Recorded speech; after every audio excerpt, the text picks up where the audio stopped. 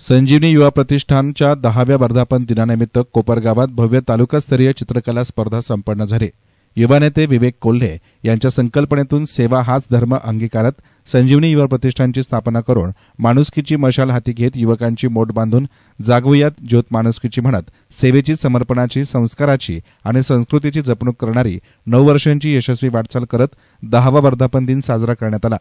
या निमित्तानं संजीवनी युवा प्रतिष्ठानच्या वतीनं विवेक कोल्हे यांच्या मार्गदर्शनाखाली भव्य तालुकास्तरीय चित्रकला स्पर्धेचं आयोजन करण्यात आलं होतं। तालुक्यातून खूप मोठा प्रतिसाद विद्यार्थी आणि कलाप्रेमींकडून मिळाला। कोपरगाव तालुक्यातील जवळपास 85हून अधिक शाळा, विद्यालय, महाविद्यालयातील विद्यार्थ्यांनी सहभाग घेतला। याचबरोबर शहरात व्यापारी धर्मशाळा या ठिकाणी स्पर्धा घेण्यात आली।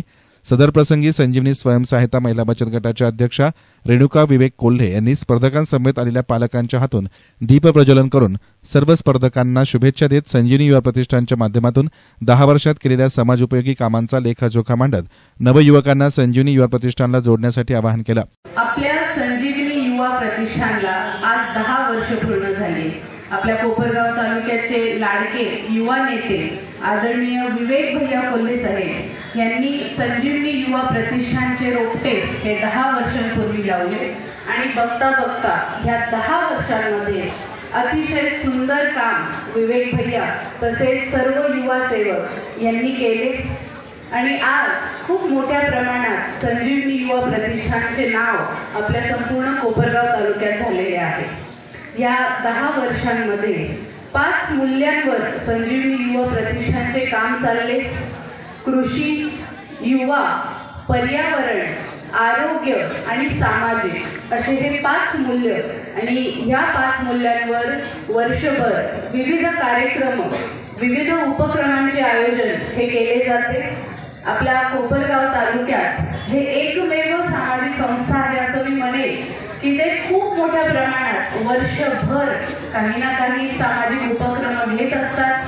त्यात वृक्षारोपण असेल किंवा एक राखी जवानांसाठी हा उपक्रम असेल, सर्वधर्मीय सामुदायिक विवाह सोहळा असेल, त्याचप्रमाणे विविध जे जयंत्या असतील मान्यवरांच्या त्या होतात। त्याचप्रमाणे मोफत रुग्णवाहिका याची सेवा देखील आपल्या तालुक्यातील विविध गावांमध्ये होत असते।